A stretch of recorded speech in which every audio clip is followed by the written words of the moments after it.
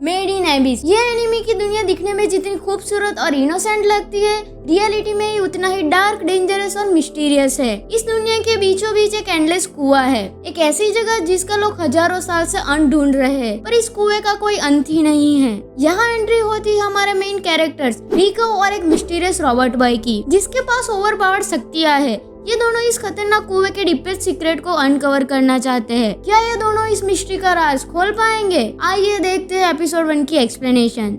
Story शुरू होती है ऑर्थ नाम के टाउन से, जो एक बहुत ही बड़े मिस्टीरियस कुएं के चारों तरफ बसा हुआ है। इस कुएं को कहते हैं द एबिस। इसके अंदर अजीबोगरीब क्रीचर्स और पुरानी दुनिया के प्रीशियस रेलिक्स मिलते हैं, और जो लोग इन रेलिक्स को ढूंढने नीचे जाते हैं उन्हें कहते हैं केव रेडर्स। हमारी मेन कैरेक्टर रिको एक 10-12 साल की क्यूट और एनर्जिक लड़की है, जो एक रेड विसल है, यानी एक बिगिनर केव रेडर। रिको का बस एक ही सपना है, अपने लेजेंडरी माँ लियाजा द एनिहिलेटर की तरह बनना और एबिस की सबसे गहरी जगह तक जाना।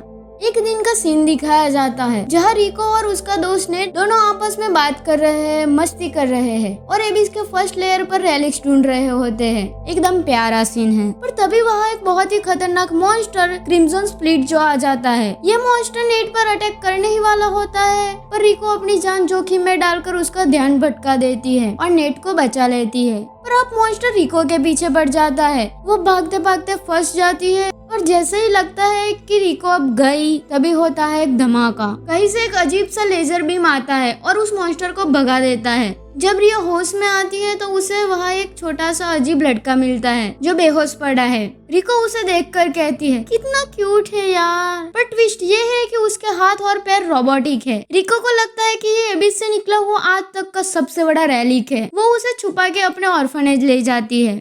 ऑर्फनेज में रिको और उसके दोस्त इस रॉबर्ट बॉय को जगाने के लिए इलेक्ट्रिसिटी का झटका देते हैं। लड़का उठ तो जाता है और रियो बहुत ही एक्साइटेड होकर उसे तुरंत सवाल करने लग जाती है, पर उसकी मेमोरी लॉस्ट हो चुकी है। उसे कुछ याद नहीं होता कि वो कौन और कहाँ आया है। तभी उस इलेक्ट्रिक झटके की वजह से पूरे ऑर्फनेज की बिजली चली जाती है। इसी वजह से रिको के टीचर कमरे में आते हैं, तो वो पैनिक हो जाती है और रॉबर्ट बॉय को छुपा देती है। पर टीचर उसे डांटते हैं कि तुम हमेशा कुछ ना कुछ उल्टा सीधा करती रहती हो, और उसे पनिशमेंट देते हैं कि अब उसे पूरा घर साफ करना पड़ेगा। पर हमारी खुरापाती लड़की इस रॉबर्ट बॉय को लेके भाग जाती है। रिको उसका नाम रखती है रेक। काफी क्यूट नाम है जो उसने अपने कुत्ते के नाम पर रखा था, ऐसा वो बताती है।